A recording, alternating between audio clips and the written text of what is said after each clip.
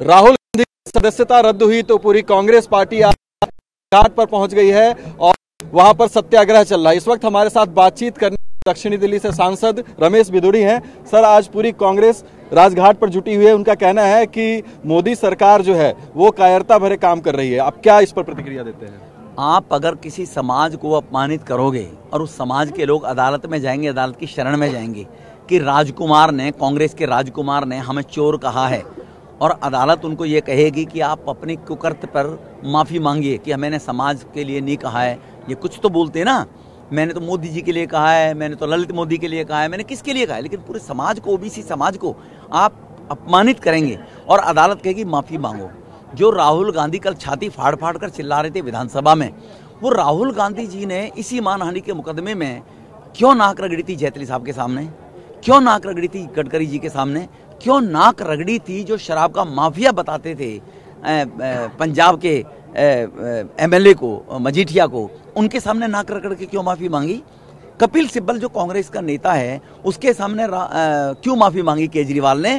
केजरीवाल बताते ना कि देखो मैंने तो माफी मांगी। राहुल गांधी ने कल प्रेस कॉन्फ्रेंस कर कहा कि वो किसी से डरते नहीं, माफी नहीं मांगेंगे, उनका नाम राहुल गांधी है, सावरकर नहीं। ये तो देखो इसका जवाब ओबीसी वर्ग, वो अपमान मोदी साहब का नहीं है, वो अपमान देश के ओबीसी समाज का है। ओबीसी समाज का वो अपमान नहीं करेंगे तो ओबीसी समाज इसका जवाब देने के लिए तैयार बैठा है। एक बयान की वजह से इतनी बड़ी कार्रवाई राहुल गांधी पर हुई, लेकिन आज प्रियंका गांधी ने राजघाट के मंच से कहा कि प्रधानमंत्री मोदी कायर और सत्ता के पीछे छुपे हुए अहंकारी हैं।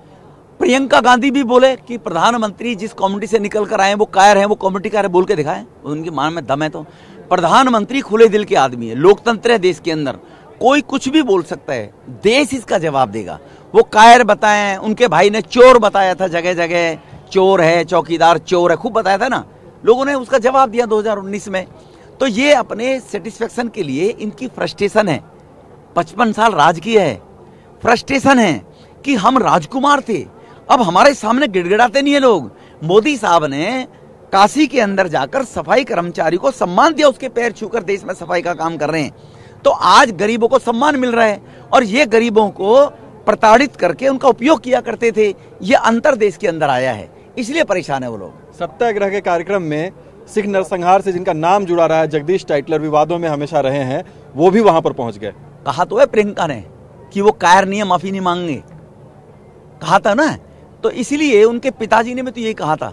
जब 4000 सिखों का कत्लेआम दिल्ली में हुआ तो क्या बोला राजीव गांधी जी ने, जब बड़ा पेड़ हिलता है तो गिरता है, धरती हिलती है, ये कहकर इतिश्री कर दी उन बहनों का, उन माताओं का, उन छोटे बच्चों का जिनके पिताओं को, भाइयों को जिंदा जला दिया था 84 में कांग्रेस के लोगों ने।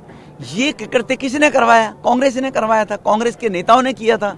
तो इन लोगों को, क्रूर मानसिकता के लोग हैं, वो फ्रस्ट्रेशन है कि देश बदल रहा है, गरीब को लगने लगा है कि गरीब को 3 करोड़ मकान मिल रहे हैं, गरीब के परिवार में 9 करोड़ पूरे देश के अंदर उज्ज्वला योजना गैस कनेक्शन पहुंच गया, गरीबों के घर में बाथरूम बन गया, गरीब की बेटी गली से निकलकर जाती थी, गंदी आंखें घूरा करती थी गांव के अंदर, अब इज्जत घर घर में बन गया, अब उसको शाम को सूरज ढलने का इंतजार नहीं करना पड़ता, वो शौचालय देने का काम किया है।